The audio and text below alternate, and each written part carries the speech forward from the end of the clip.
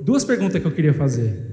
A primeira é que o Eudes, na pregação, ele associou a mulher adúltera com Maria Madalena. E eu queria saber se tem algum fundamento teórico. Tem um debate teológico muito profundo sobre isso na história da igreja, mas você pode atribuir, porque São Gregório Magno, que mais escreveu sobre isso, ele diz que a mulher adulta é Maria Madalena. Tem vários outros santos que discordaram, mas você pode citar assim com Maria Madalena, porque São Gregório atribui a ela. Mas, por exemplo, Padre Léo, você pode pegar a pregação PHS, por hoje sim, e Madalena, seguidor de Jesus, que ele diferencia Maria de Betânia uma, Maria Madalena outra, porque Madalena é Magdala, então seria uma fortaleza do Império Romano, e Betânia era uma aldeia de leprosos. Mas como é um debate teológico, é uma opinião teológica, não é um dogma de fé, tá bom? Obrigado. A segunda pergunta é: qual que é a importância do essêncio na Santa Missa, quando o padre faz a purificação do ambiente com aquele essêncio que sobra? Porque me perguntam muito e eu não sei responder, e eu gostaria muito de saber. Na liturgia católica, aliás, desde o judaísmo, o incenso ele é sinal de louvor e oração, não é? Então, assim, a gente tem um pouco um resquício de superstição na nossa cultura brasileira, ligando o incenso à purificação de ambientes, né? Mas, na verdade, na liturgia católica, o incenso ele tem a conotação das orações dos santos que sobem até Deus, e a conotação também de louvor, né? Diversos salmos vão citar o incenso como uma oferenda de louvor a Deus, né? E também no Apocalipse aparece os anjos, os 24 anciãos, que aparecem com o incenso, né? O turíbulo de ouro com o incenso, que é a oração dos santos que sobem até o céu. Então o incenso para nós católicos, gente, de maneira assim particular, é a oração da igreja que vai sendo elevada. É o símbolo mesmo da fumaça, né? A fumaça, mas também, claro, entrou a questão do perfume, né? Então a fumaça perfumada é o bom odor de Cristo, né? Que é a oração dos cristãos. Se você quiser aprofundar sobre isso, leia o livro do Scott Hahn, O Banquete do Cordeiro, que vai te ajudar. Apocalipse 8, de 1 a 4, o incenso subiu com as orações dos santos diante de Deus. Você vai entender perfeito. Banquete do Cordeiro. Eu levei recentemente um amigo protestante numa missa, e de todos os elementos da liturgia, o que mais chamou a atenção dele foi o incenso. E olha só que interessante, ele perguntou: mas o que significa essa fumaceira toda, que eu estou achando muito bonito, mas não sei o que é. Aí eu falei para ele: é a oração dos santos subindo aos céus. E ele já falou de primeira: igual no livro do Apocalipse. Eu falei: exatamente. Pronto, virou católico. Virou católico. Boa, quem mais? Vamos lá. Boa tarde. Com certa frequência, tem vindo pessoas, por algum motivo que eu não sei qual, me desabafar para mim casos sérios de depressão e tendência suicida. E, normalmente, eu costumo, na hora que eu vou acolher essas pessoas, eu costumo travar, porque eu não sei o que falar para elas ou como consolar. Normalmente, eu convido a pessoa a rezar comigo, mas eu fico com um sentimento de insuficiência toda vez que isso acontece comigo, e tem acontecido com uma frequência cada vez maior. Queria saber se você tem algum conselho. Eu vou deixar a resposta para o santo, porque ele é mais profundo do que eu. Mas te dizer, todas as vezes que eu atendo, a primeira pergunta que você faz à pessoa, quando a pessoa quer se matar, ela não quer matar ela quer matar a dor que tem dentro dela. Primeira pergunta: que dor você quer matar dentro de você? É a dor de um abandono, a dor de um abuso na infância, a dor de uma rejeição, a dor de um trauma? Descubra que dor ela está querendo matar, para a partir daí você encorajar ela, tá? Segunda coisa, você vai dizer para ela a coisa mais importante: suicida é um assassino, não de si, mas da pessoa que o ama.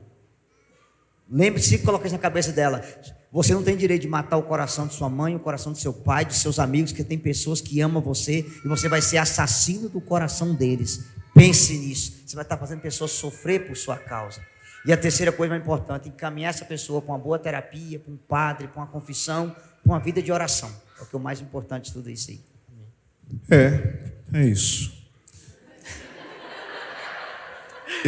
Eu acho muito importante, como uma porta de entrada, nós termos disposição para ouvir alguém. Isso é uma caridade, a caridade do ouvir.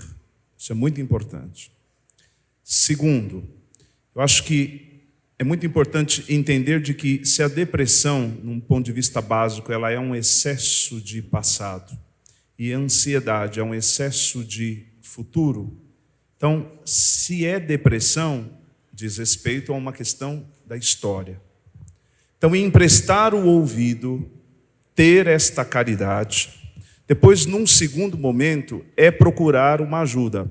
Gente, é preciso lembrar de que ou nós estamos falando de uma depressão ou de uma ansiedade circunstancial, que é uma questão pontual, ou nós estamos falando de uma ansiedade ou de uma depressão que ela é patológica.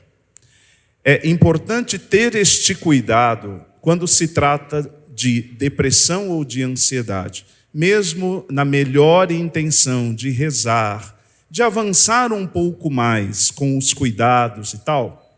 Se você estiver com um caso patológico, sendo uma doença, qualquer movimento que você faça, mesmo por uma boa vontade, você pode desencadear outras coisas. Aí, ao invés de pensar que nós estamos cuidando de uma depressão ou ajudando uma pessoa que está atravessando aquilo, você pode criar uma outra doença, uma outra patologia. Principalmente se essa tal depressão ou ansiedade vier misturado com uma ação espiritual. Exemplo, vou ouvir e tive a boa intenção de rezar por alguém e teve lá uma suposta manifestação. Mas será que foi manifestação? Ou de repente um surto psicótico que se misturou? E aí, de repente, aquela pessoa de boa vontade, ela pode se perder por falta de uma orientação, de um conhecimento. Então, um profissional, um diretor espiritual, nesse momento vai ser muito importante.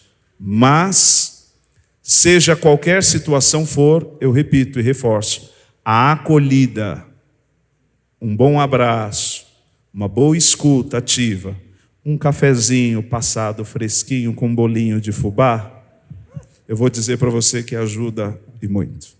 Amém. Só lembrando aqui para os pais que estão nos ouvindo, uma coisa é saber que os pais amam os filhos. Outra coisa é os filhos se sentir amado pelos pais. Eu gosto sempre de dizer, uma pessoa que se ama e se sente amada, dificilmente ela desiste da vida. Dificilmente. A importância do seu filho não apenas saber que você o ama, mas se sentir amado. Porque quem se sente amado na vida, não desiste da vida por pouca coisa. Olá, olá. Ó. Já vai lendo aí.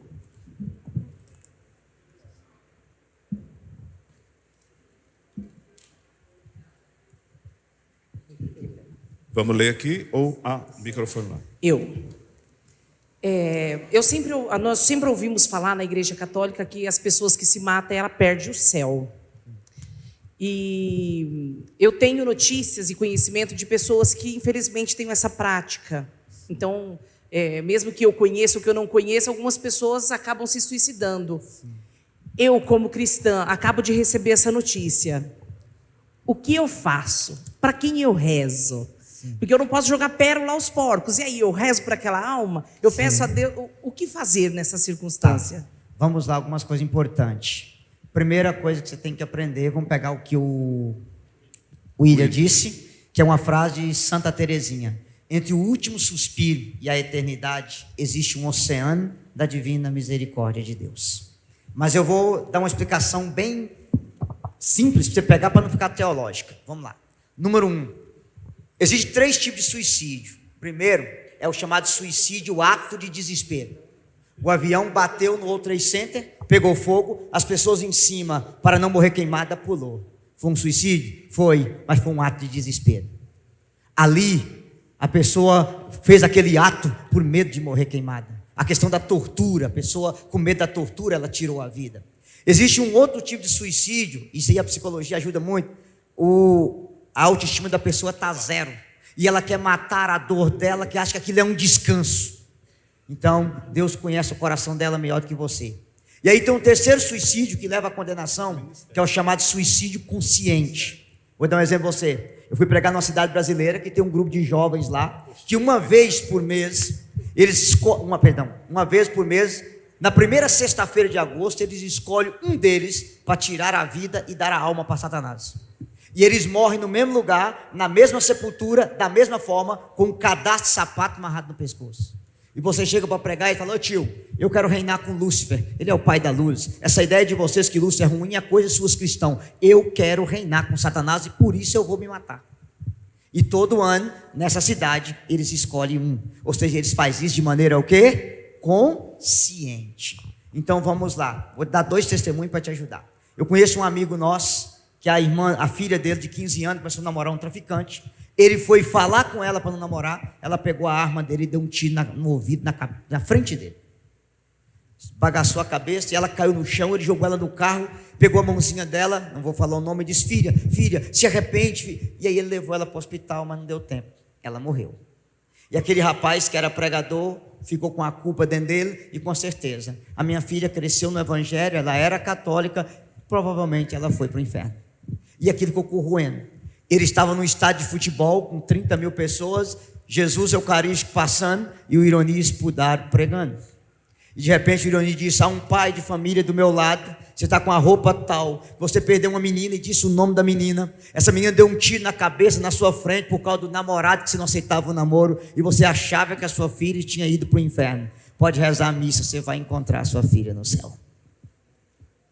Segundo, São João Maria Vianney, ele entrou numa igreja, tinha uma mulher tremendo e chorando, ele bateu no ombro dela, ele tinha um dom de ciência muito ativo e disse: seu marido se salvou. Ela disse: mas como, padre? Meu marido era cachaceiro, sem vergonha, pinguço, batia em mim e pulou de um precipício de 60 metros em cima de uma pedra e esborrachou. O senhor disse que meu marido se salvou? Você lembra que no mês de maio, seu marido rezava o texto, levava flor para Nossa Senhora? Lembro, quando ele pulou da pedra, Nossa Senhora apareceu para ele, ele se arrependeu, ela levou a alma dele para o purgatório. Reza, você vai encontrar seu marido no céu. Nunca esqueça, entre o último suspiro e a eternidade, há um oceano da divina misericórdia de Deus. Nós vamos encontrar muito suicida no céu, em nome de Jesus. Reza, tá? Claro que o purgatório de um suicida é muito forte. É uma razão de você poder rezar missa, indulgência, via sacra. Primeiro, porque ele já vai pagar no purgatório todo o tempo que ele ia viver na terra. Ele vai ter que reparar isso lá. Depois reparar o ato de tirar a vida. É um purgatório muito forte. Mas fica tranquilo. Só a misericórdia de Deus sabe o que levou a pessoa a tomar essa decisão. E repare que todos os testemunhos que o Eudes contou são testemunhos de devoção particular que apontam que a pessoa foi para o céu. Então a igreja, ela não se ocupa de dizer quem está indo para o inferno. Sim. A igreja não se prende a esse papel, né? Reconhece o lugar dela com muito respeito às almas que partem, né? Mas quando é para o consolo, né? Testemunhos como esses vêm à tona, sempre dizendo que a pessoa se salvou, nunca que a pessoa foi para o inferno. Isso. Eu acho que é importante a gente ressaltar, primeiro, a igreja ela é extremamente rica nos seus ensinamentos.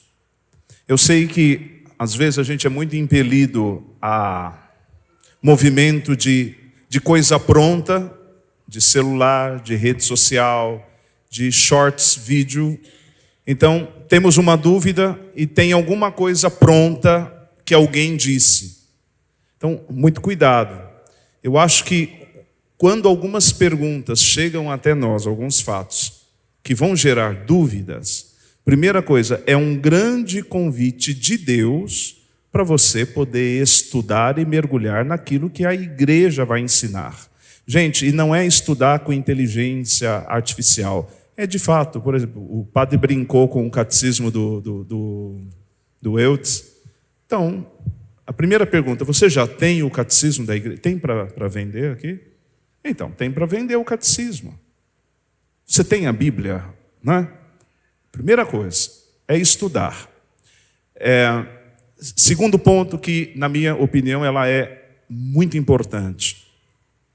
É a gente entender que tal nós começarmos a provocar no nosso meio, no meio familiar, grupos de estudo, gente.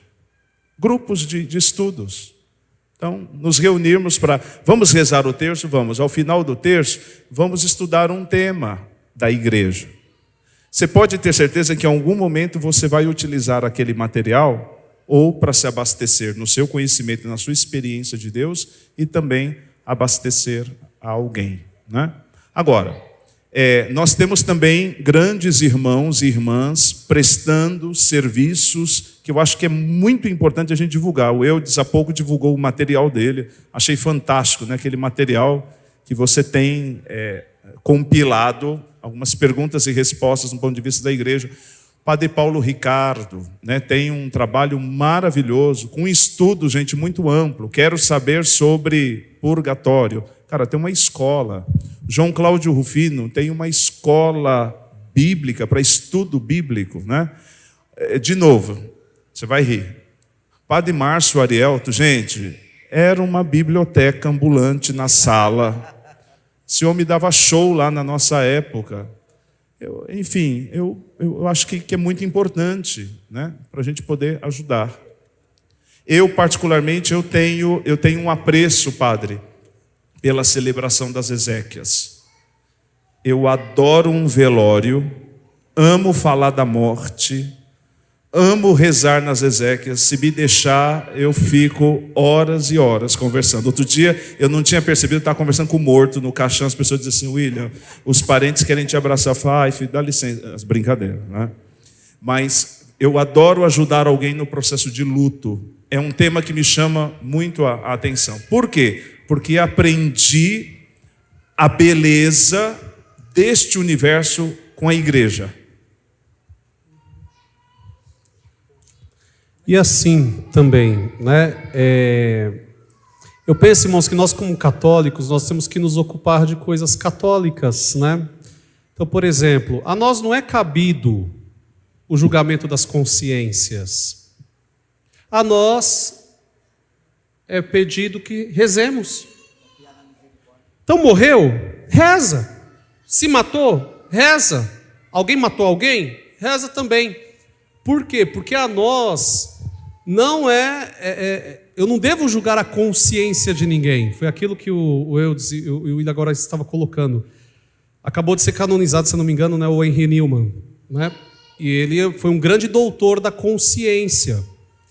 Uma pessoa chegar ao suicídio, por mais que ela diga, gente, que ela está entregando a alma dela para o diabo, isso já é um sinal de não consciência. Porque a consciência, ela é habitação de Deus, certo? Ela é o sacrário de Deus. A partir do momento que uma pessoa ela é levada a dizer que ela está entregando livremente, conscientemente, a alma dela, a vida dela para o diabo, a grande verdade é que só Deus sabe se esse ato é legítimo ou não. Porque isso é um ato de loucura.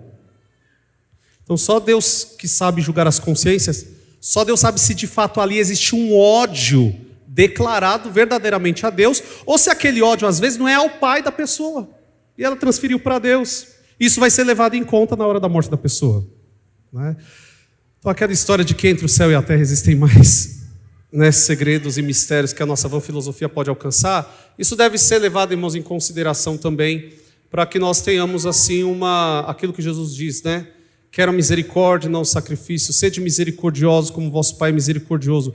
A gente exercendo essa paciência, né, essa confiança católica, isso é muito importante também, né? Então, uma pessoa chega para nós desesperado com uma causa dessa, eu como católico, não sei o parágrafo do catecismo na hora, não sei contar uma história, não sei lá, mas o mínimo que eu preciso ter, a confiança na divina misericórdia, né? Então, é isso que nós precisamos também ter para com os vivos, que ficam desesperados e preocupados, e para com os mortos a obra de caridade de rezar.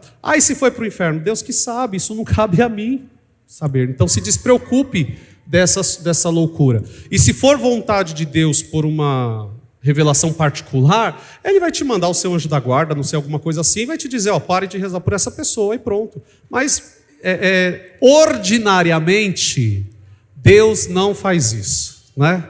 Então vamos viver uma vida normal, que é melhor, né? A gente reza por quem precisa e trabalha pelo que precisa trabalhar, né? Só mais um pouco. Gente, espetacular, né?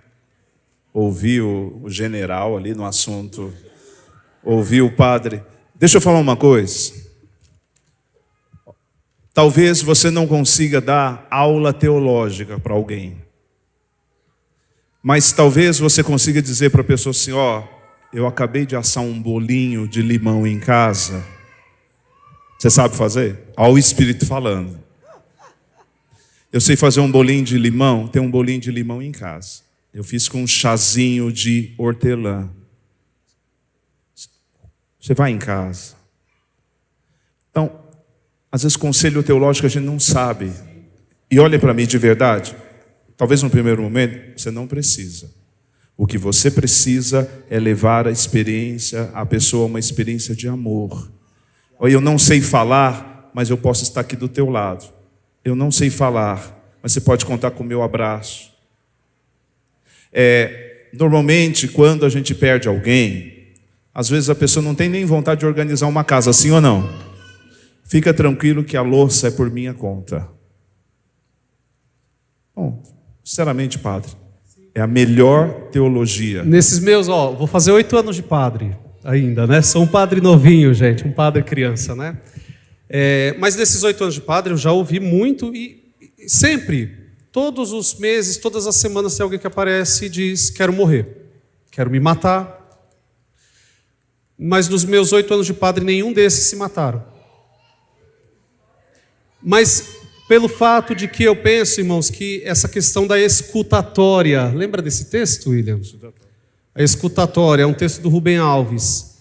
A gente é muito da oratória, tem que saber falar. Não, você tem que saber escutar. Porque muitas das vezes que essas pessoas me procuraram para dizer que queriam morrer, eu não disse muitas coisas. Eu confiei na graça de Deus, a ouvir, né?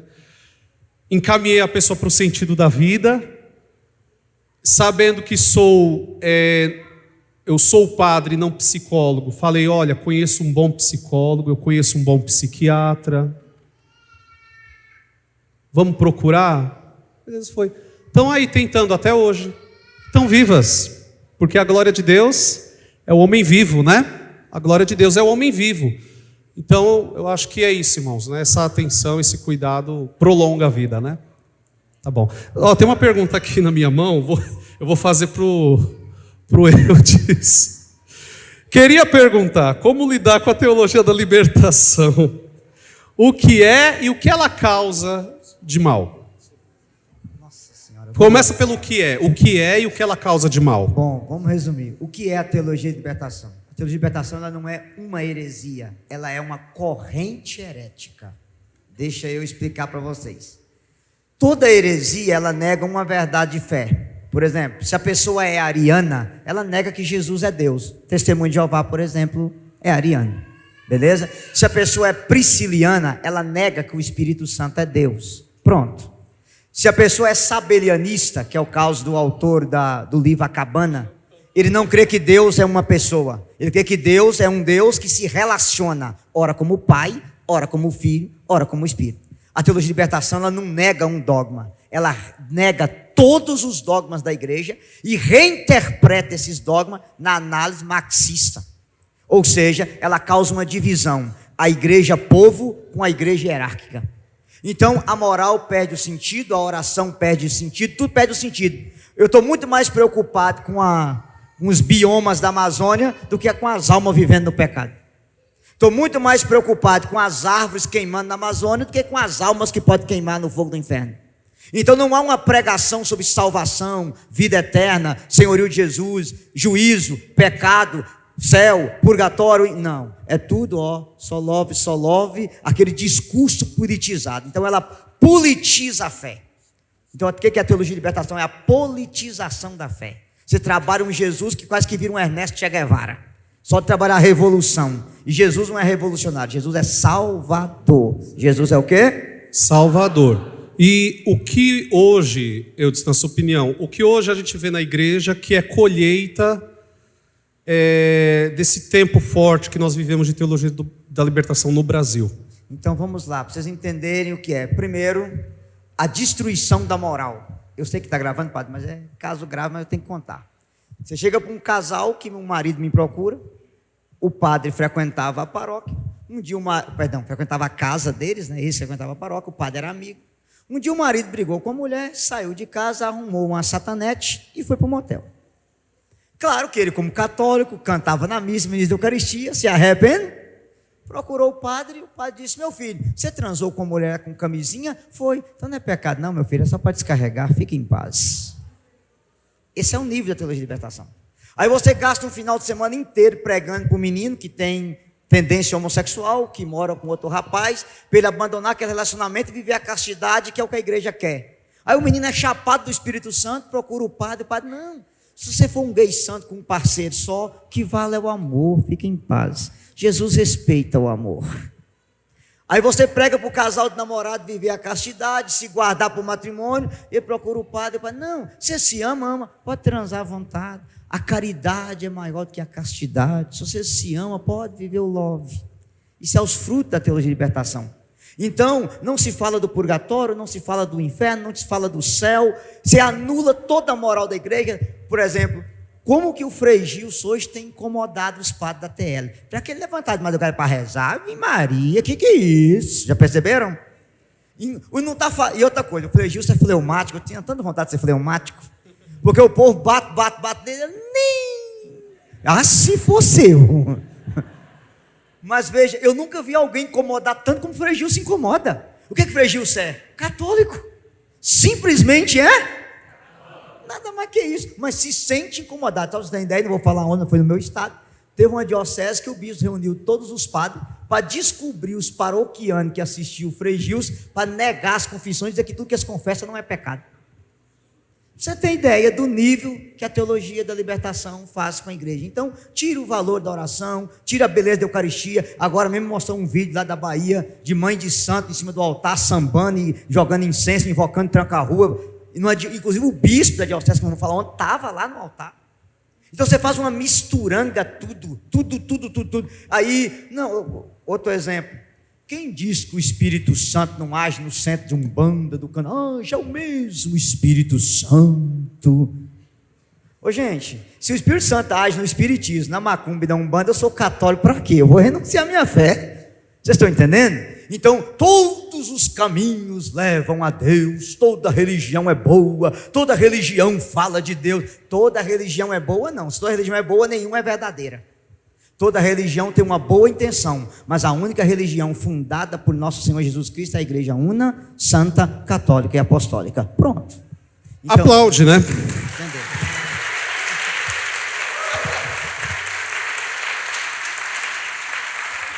Agora sim, irmãos, é claro, né? O Eudes falou vamos dizer assim, do contágio, da contaminação, daquilo que foi prejudicial da teologia da libertação, principalmente na hierarquia, né?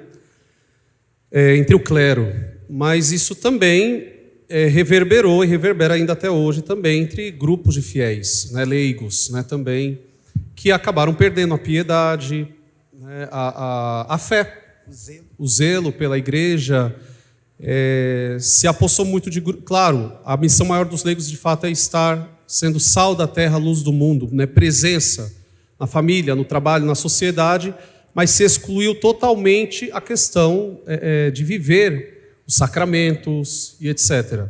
Então você vai ter grupo de leigos hoje que não se confessa. Grupos de leigos que acham que não precisa ir à Santa Missa e etc. E tantas outras coisas, que não precisa de devoção.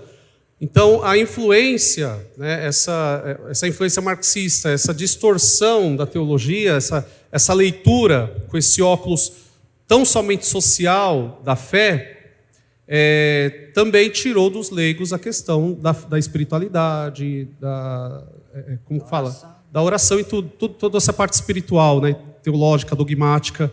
Então também entre os leigos hoje ainda a gente colhe algo desse tipo. Mas a gente vai ver no movimento olha aí, né, de grande avivamento na fé, na doutrina, no amor às Sagradas Escrituras, no amor ao Santo Padre, né, isso vai crescendo, graças a Deus também, novamente na igreja. Eu queria só trazer à tona um alerta a respeito da teologia da libertação, que não é nem tanto ela em si, mas o efeito dela para o corpo de Cristo no que diz respeito à divisão. Porque muita gente que pensa, tal como um teólogo da libertação, pensa sempre que foi formado desse jeito.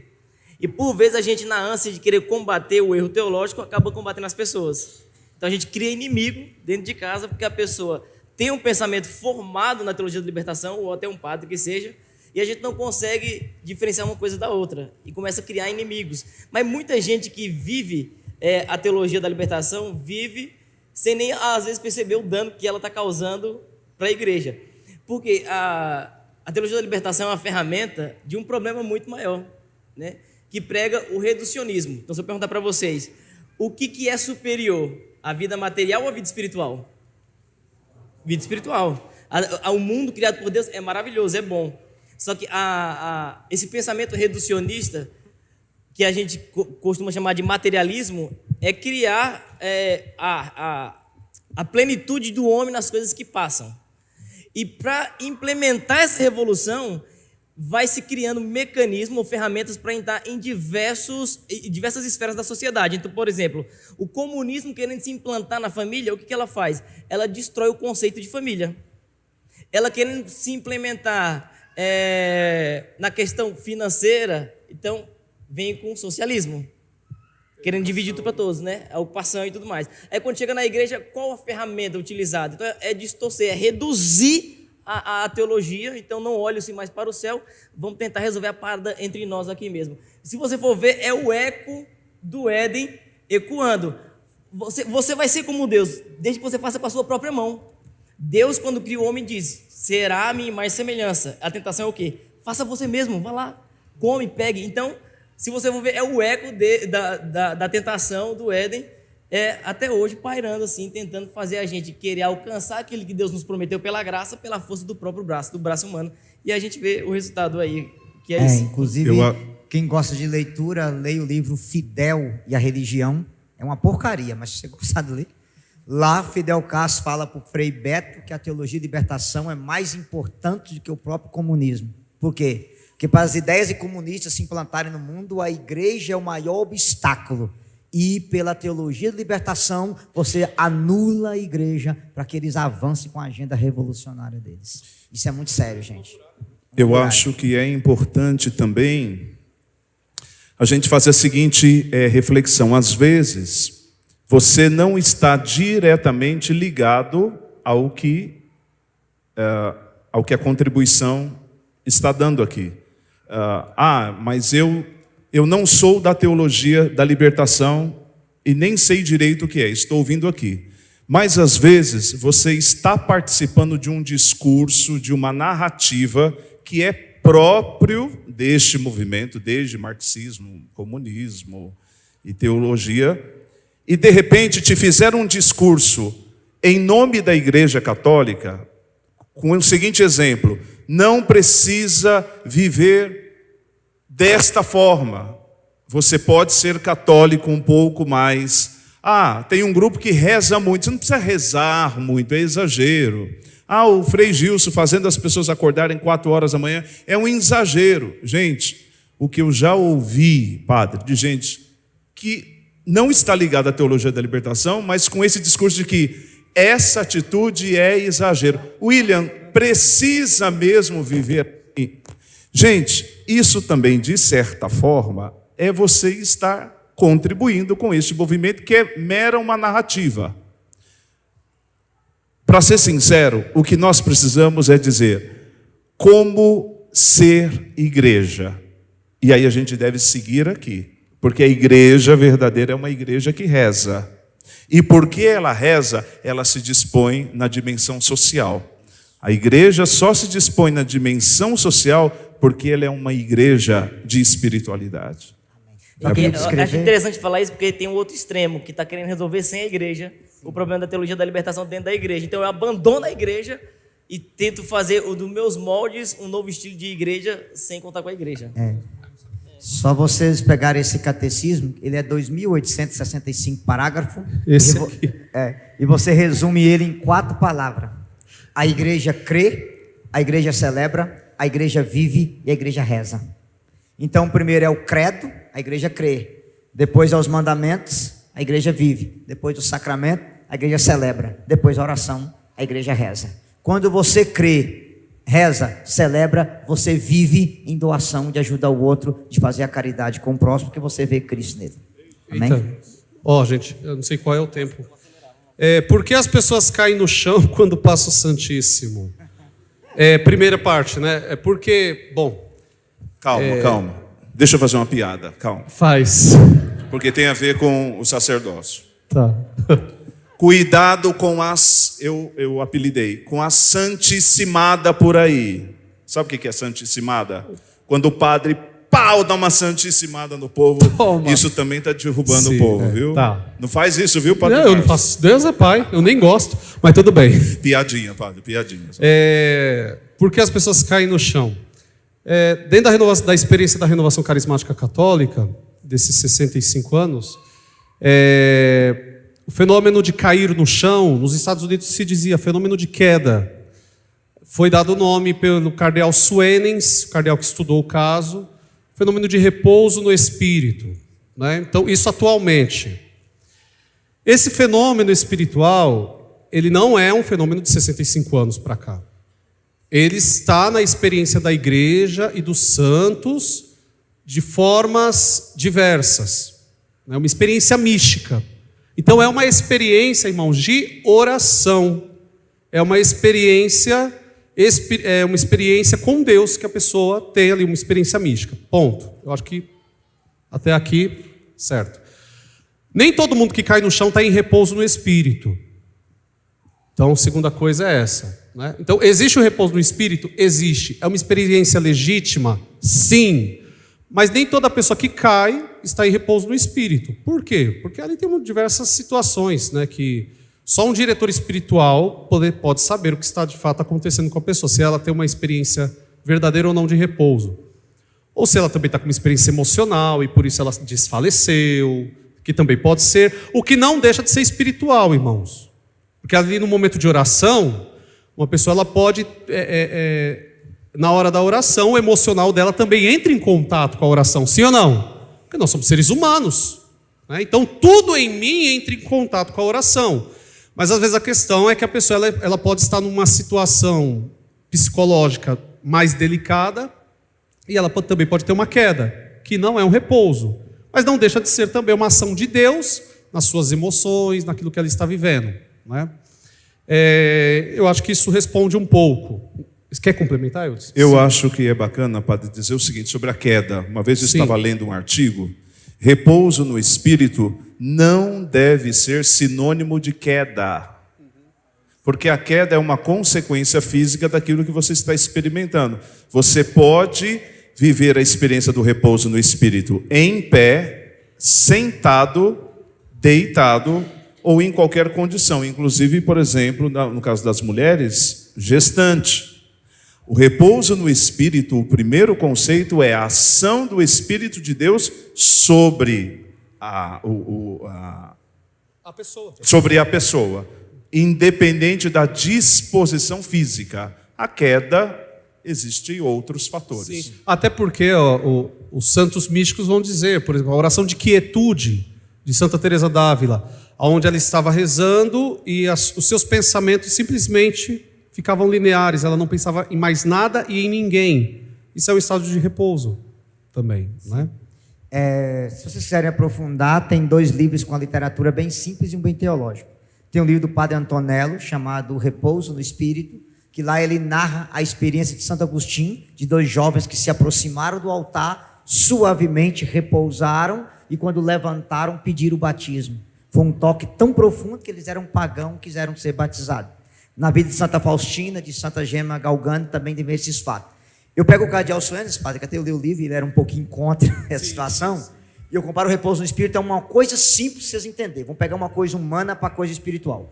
Quando você vai no médico fazer uma cirurgia, antes de cortar você, o que ele dá em você? Anestesia. Fala mais alto. Se a cirurgia é profunda, a anestesia é geral. Sim ou não?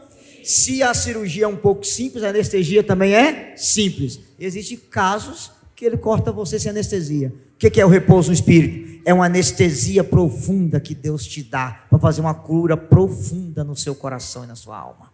Tem gente que a anestesia é geral. Já rezei por pessoas que ficou 2 horas no repouso no espírito. Você não entra em transe, você não fica fora de si, como diz lá em Minas. Não, você percebe o ambiente tranquilamente, mas é uma paz tão profunda, algo tão maravilhoso, que qual é a sensação? caiu a criatura velha e levantou uma criatura nova. É Algo muito totalmente importante. Aplaude.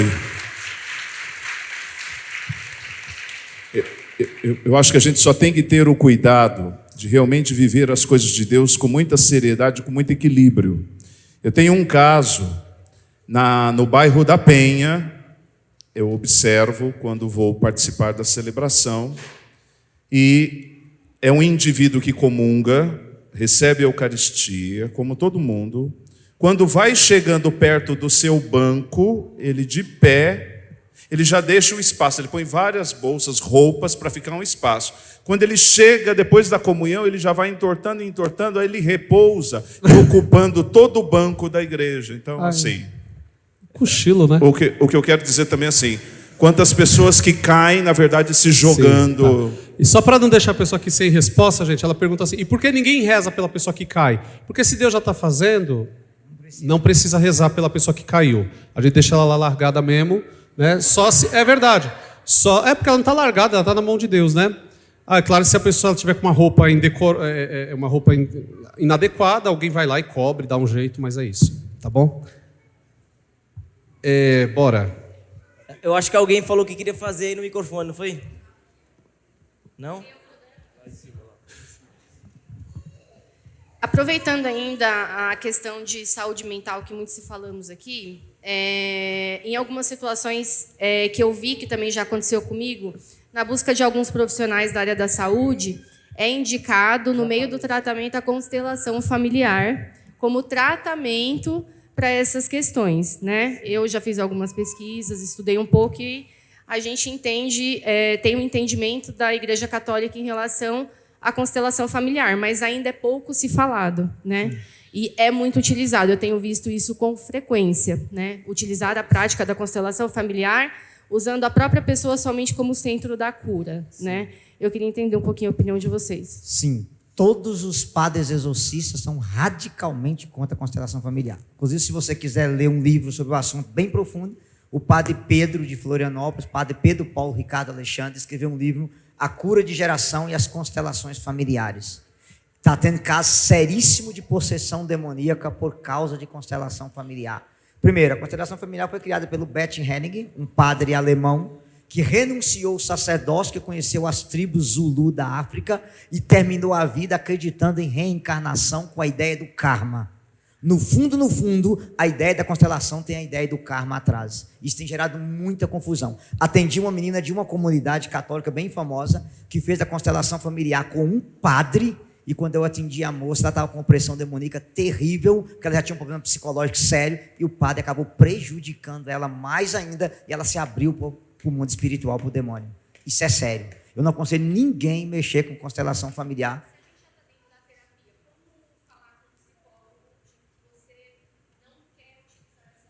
Você pode dizer direto, até eu vou te falar uma coisa que você acha, como irmão estudando psicologia, o Conselho Federal de Psicologia não aceita constelação familiar. Sim, a resposta é curta. Tem evidência científica? Não. Não tem uma terapia circunstancial. Então, não é validado pela ciência. O Conselho Federal de Psicologia não aprova a constelação familiar. Inclusive, tem até vários artigos aí condenando e criticando o assunto. Então, não é aconselhável para um católico fazer isso, tá?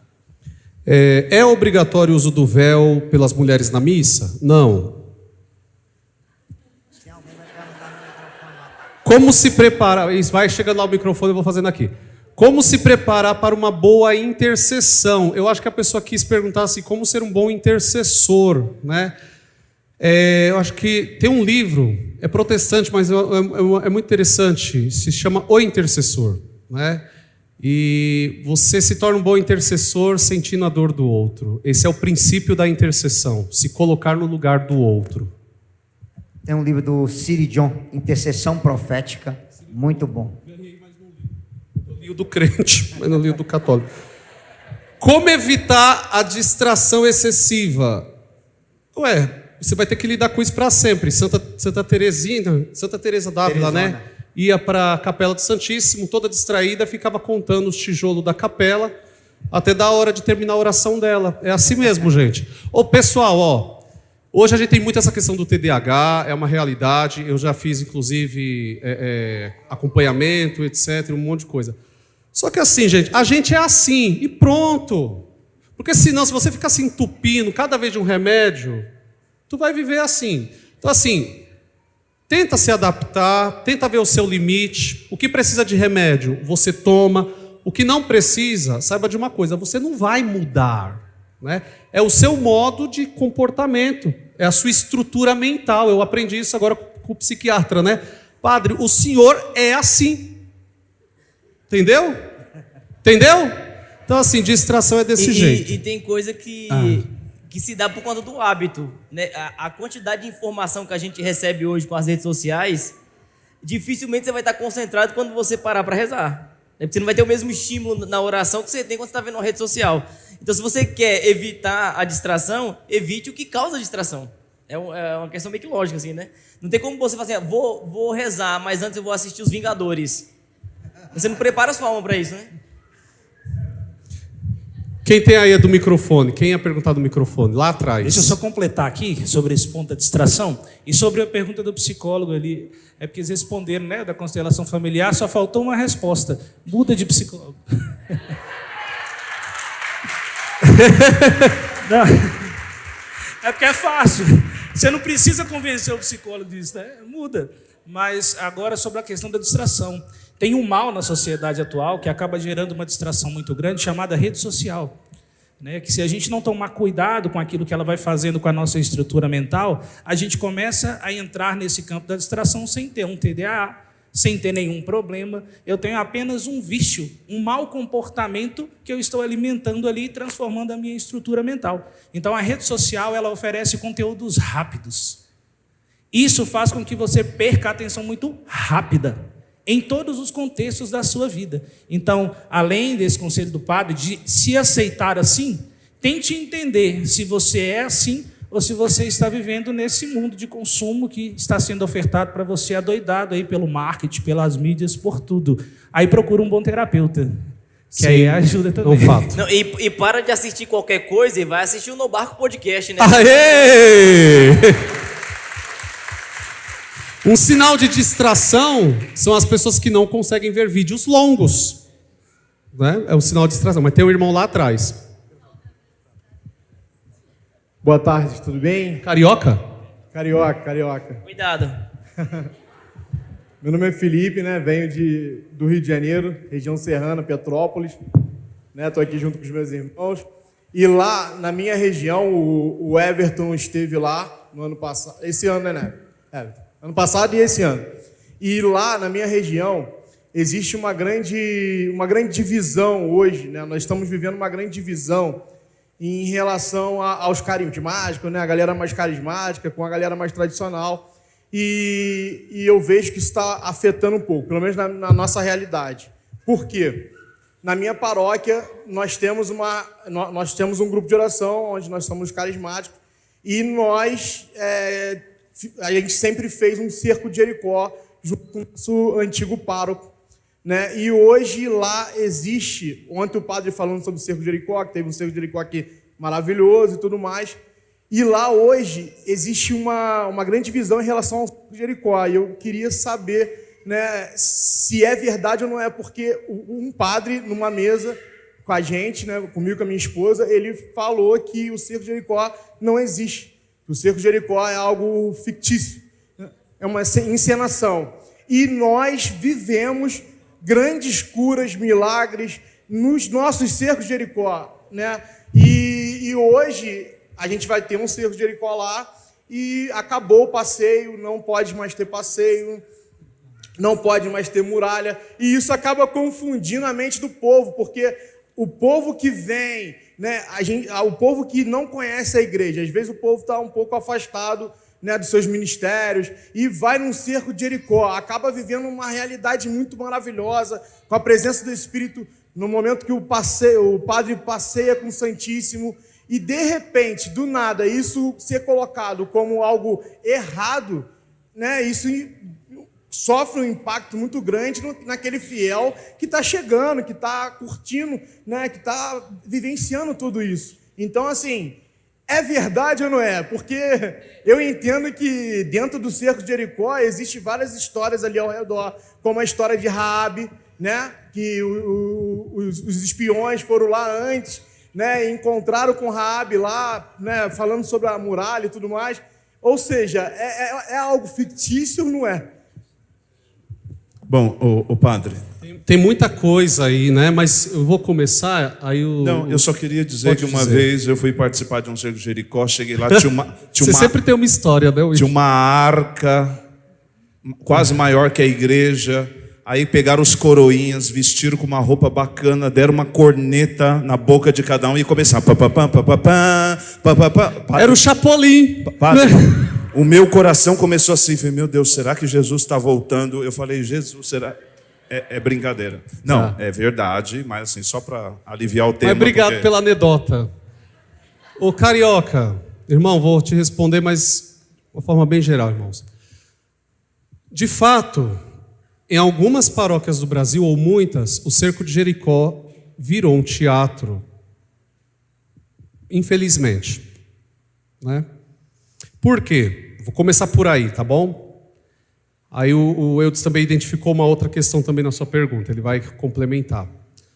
Porque a missa é a missa. Padre nenhum tem o direito de mudar a missa. Entendeu? E se o padre não tem, perdão, irmãos, muito menos os leigos. Nós não temos autoridade para mudar a Santa Missa. Ontem nós tivemos uma noite de cura, sim ou não? Sim. Mas eu mudei a missa? Então, eu penso que assim, no Brasil nós precisamos, estamos vivendo, e já estamos vivendo isso, o melhor zelo litúrgico. A missa deve ser conservada, o canto deve ser o mais sacro possível, a percussão deve ser evitada na Santa Missa. Quem aqui é meu paroquiano, levanta a mão. Deus abençoe. Que bom estar com vocês aqui. Aqui na paróquia eu tenho um ditado: a missa é a missa. Terminou a missa, o pau quebra. Mas a missa ninguém mexe, né? Então, eu penso que esse é um primeiro ponto que os padres e os fiéis devem retomar, irmão. A Sagrada Liturgia não deve ser alterada. Eu acho que é a primeira coisa. Então, por isso, não deve ter intervenções, não deve ter teatralização. Tem aquelas paróquias que faz aquela muralha de isopor, para o padre passar e derrubar com o Santíssimo. Meu Deus do céu, não é aquilo. Aí eu te digo, esse cerco de Jericó não existiu e nem existe, nem existirá mesmo, né? Porque não é o teatro, irmãos. Deve ser uma experiência profunda de fé e de oração, sem descaracterizar a sacralidade da Santa Missa, né? Então, eu acho que a primeira coisa é essa, né? Aqui tem músicos católicos, levanta a mão, quem é músico católico?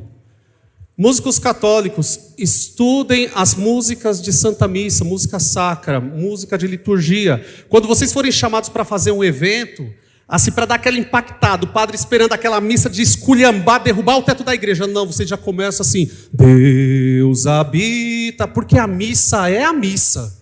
Terminou a missa, expôs o Santíssimo, meu filho, aí tome-lhe o pau quebra. Mas a Eucaristia não, irmãos. Porque, perdão, às vezes você vai numa missa católica e eu não sei qual é a diferença. Eu sei que a Eucaristia é a diferença. Mas musicalmente eu não sei qual é a diferença entre a missa católica e um culto da igreja escura. A missa tem que ser a missa, né? O cerco de Jericó, eu acho que o Eudes sabe falar um pouco melhor do que eu, ele já tem uma história. Primeiro, o cerco de Jericó é um fato bíblico. Segundo, o cerco de Jericó, a missa chamada cerco de Jericó, ela é uma espécie de campanha, né, que foi criada por um padre com horas de adoração e Santa Missa, né? E o que é importante a gente ter em mente, irmãos, que cerco de Jericó não é aqueles 7 dias que eu só vou na missa para rezar aquela missa explosiva, a viver aquele momento. Cerco de Jericó é muito mais do que isso. Cerco de Jericó são 7 dias de 24 horas de adoração, de jejum, de ficar na brecha né, de seriedade na oração. Não, eu ia pegar aqui, vou pegar o que foi colocado por você e dar uma explicação geral. Primeiro, esse padre que você citou aí, essa teologia não é tradicional, ela é progressista. E eu vou explicar. É o mesmo ramo teológico que fala que Moisés não abriu o mar vermelho, que é uma linguagem figurada. As mulheres de Jericó não caiu, aqui é uma linguagem figurada da Bíblia, tá? É essa linha. E aí eu vou aproveitar para explicar para vocês. Tem 3 correntes que não pode ser confundidas dentro da igreja. Eu sei que é chato usar isso aí, porque fica parecendo TL. Vamos embora lá. Mas repete comigo. Tradicional, progressista, católica. Vou ficar em pé, viu, padre? Só me desculpa. Presta atenção. Essa galera daqui, para eles, a igreja morreu no Concílio Vaticano II. Tradicionalista. Aqui só vale missa em latim, no rito Pio V, Bento XVI é herege, João Paulo II é herege, João XXIII é herege, Paulo VI é herege, Francisco piorou, Leão XIV é uma leonina 14. Ninguém presta, ninguém vale nada. Só vale do concílio para trás. Do concílio para frente, tudo é heresia. A igreja morreu com Pio XII. É mais ou menos o que o Centro Dom Bosco do Rio de Janeiro está vivendo hoje. Tradicionalismo. Essa galera daqui, ó, da ala de cá, a galera progressista, se aquela daqui crê que a igreja morreu no concílio, essa daqui crê que a igreja nasceu no concílio. Só serve daqui para frente, daqui para trás nada presta. Só que eles não falam do concílio, eles falam do espírito do concílio. Entendeu? E o que é o espírito do concílio? Deus não quer a conversão do protestante, a conversão do macumbeiro, do espírita. Deus é amor. Ele quer que a gente vive como irmão. Eu sou pastor, o senhor é padre. Eu te ensino a ser um bom padre. O senhor me ensina. Axé Aurinha, a saudação Axé para tu também. Axé Aurinha foi top, né? Então, é essa galera aqui, ó. Se aqueles daqui crê que a igreja morreu no concílio, esse daqui crê que a igreja nasceu no... Sobrou quem? Nós. Presta atenção. O que somos nós? Católicos. Olha o pregador. Se aquela galera de cá, que a igreja morreu no concílio, essa daqui que a igreja nasceu, para nós o concílio não é uma ruptura, ele é uma continuidade. Ele é o que, gente? Continuidade. Presta atenção. Para essa galera daqui, a missa é um sacrifício. Para essa daqui, a missa é um banquete. Para nós, ela é um banquete sacrificial. Ela é as duas coisas ao mesmo tempo.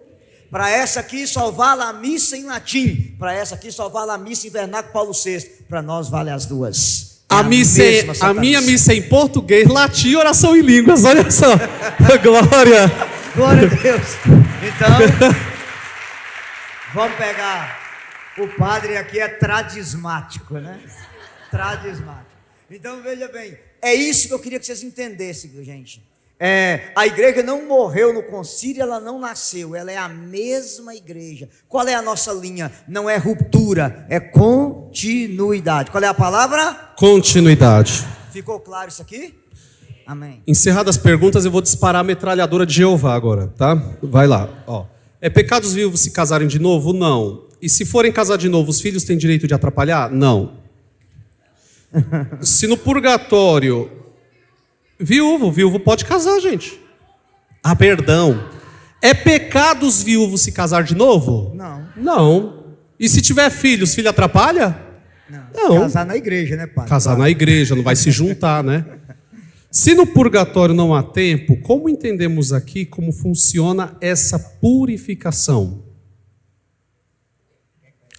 Responda. Se o purgatório... Não tem tempo. Não tem tempo. Como se purifica no purgatório? Presta atenção. Deus é um eterno presente. Deus é um... Na eternidade não tem tempo, porque Ele é um eterno presente. O que você aprende? Quando a pessoa passa daqui para lá, ela entra na eternidade. Nós estamos no tempo, ela não. Por isso São Francisco de Sales vai dizer, a alma do purgatório, ela purifica amorosamente, pacientemente, que ela já está mergulhada em Deus, só não tem a santidade necessária para contemplar Deus. Simplesmente isso. É interessante essas perguntas, como manter o hábito de ler a Bíblia e rezar o terço?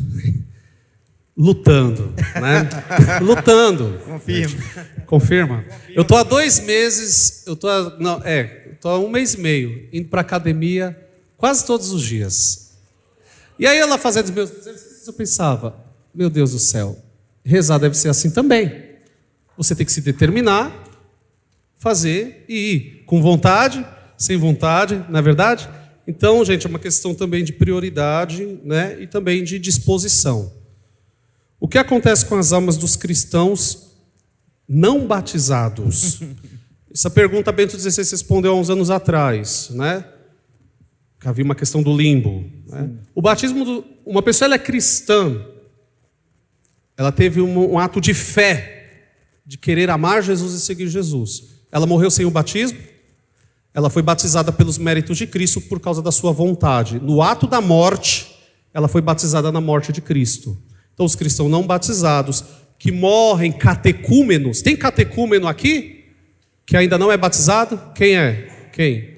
Então, mas se você morrer, filha, antes do batismo, você é batizada na morte de Cristo, no ato da sua morte. Batismo do desejo. O desejo.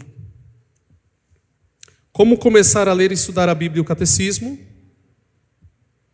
Você pode seguir o método do Padre Jonas, a Bíblia no meu dia a dia.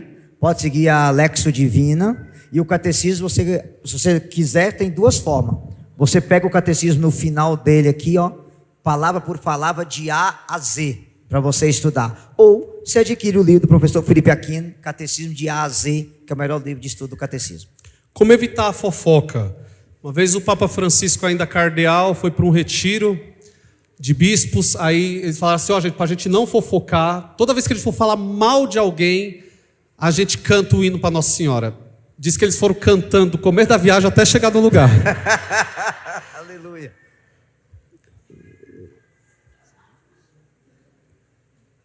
Bom, eu recebi uma palavra onde Deus me dizia que eu estava recebendo o dom de cura. O que eu devo fazer? Como é que é?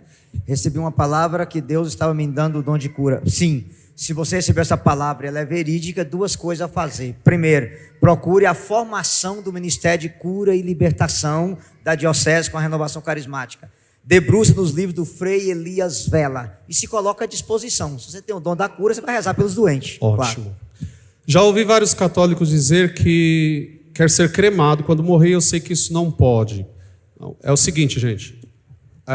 Um católico deve ser primariamente... né? Um católico morreu, ele deve ser primariamente sepultado, certo? Por quê? Porque Cristo foi sepultado, certo? Porém, a cremação, ela hoje não é proibida pela igreja, desde que se dê sepultura digna para as cinzas. As cinzas dos defuntos não podem ser jogadas no mar, não pode ser jogada no jardim, não pode ser conservada em casa, não. As cinzas dos defuntos devem ser sepultadas em cemitério. Não tenho condições de fazer isso, porque tem que pagar jazigo mesmo assim, né? Para manter a sepultura das cinzas. Então você pede ao cemitério que deposite as cinzas na vala comum, que todo cemitério tem, chamada antigamente de cruzeiro. E ela estará depositada num campo santo. O que é necessário é que as cinzas dos defuntos sejam sepultadas num campo santo e não feitos aí como nas práticas pagãs de se jogar, lançar cinza, plantar uma árvore, colocar no pelo do cachorro. Isso não pode. Sim, padre. Lembrando que a igreja era contra a cremação, que foi uma ideia maçônica de desprezar o corpo. Isso. E a igreja Nihilista, entende, né? que o corpo é templo do Espírito Santo. Ele é sagrado, então ele não pode ser desprezado. Tem pergunta aqui que, assim, isso seria uma palestra pró-vida. Por que a igreja não aceita fertilização in vitro? Em três palavras. 3 palavras. Porque a igreja não quer sexo sem vida e nem vida sem sexo. Não é o casal que tem direito de ter filho. É o filho que tem direito de ser gerado na união de amor do casal.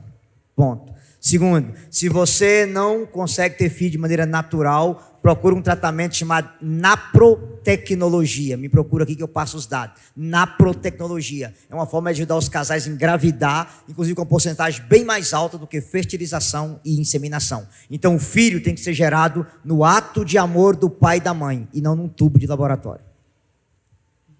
Como homens e mulheres católicos devem se vestir?